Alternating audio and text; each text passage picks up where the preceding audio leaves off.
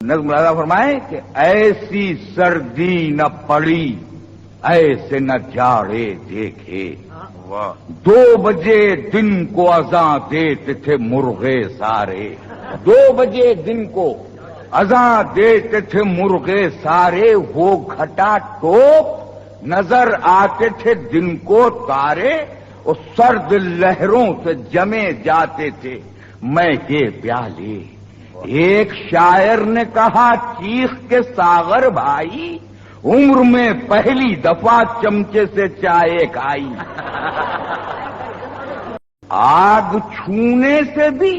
ہاتھوں میں نمی لگتی تھی،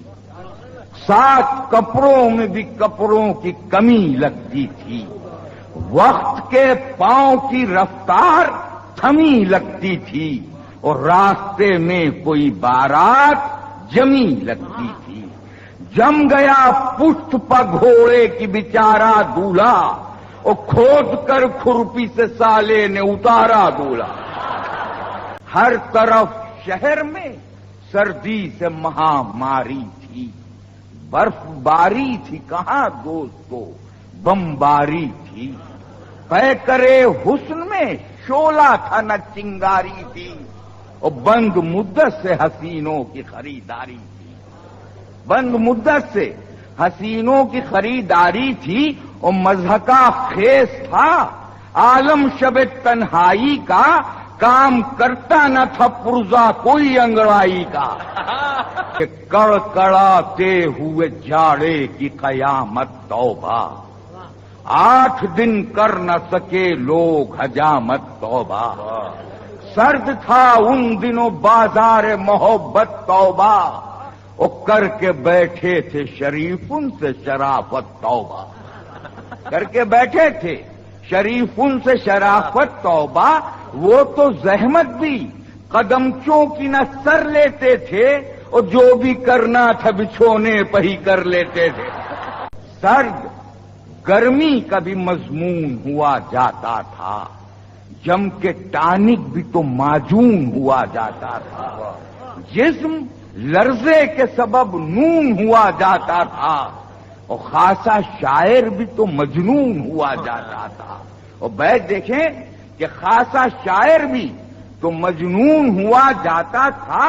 کپ کپاتے ہوئے ہونٹوں سے غزل گاتا تھا، پکے راگوں کا وہ استاد نظر آتا تھا۔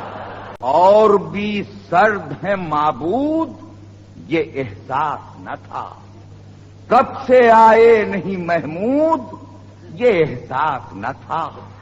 الفا کھاتے ہیں کہ امرود یہ احساس نہ تھا، اور ناک چہرے پہ ہے موجود یہ احساس، ناک چہرے پہ ہے موجود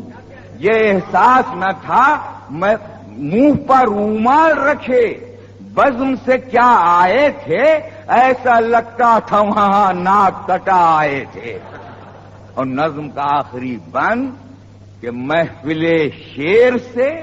جب لوٹ کے گھر آتے تھے، آنا اچھا نہیں لگتا تھا مگر آتے تھے، بام آتے تھے نظر اور نہ در آتے تھے۔ اور مصرع دیکھیں کہ پیڑ کوہرے میں چھپے چور نظر آتے تھے، منہ پر کنٹوپ جو دیکھا تو ہلاکو سمجھے، کچھ پولیس والے تو نیتا کو بھی ڈاکو سمجھے۔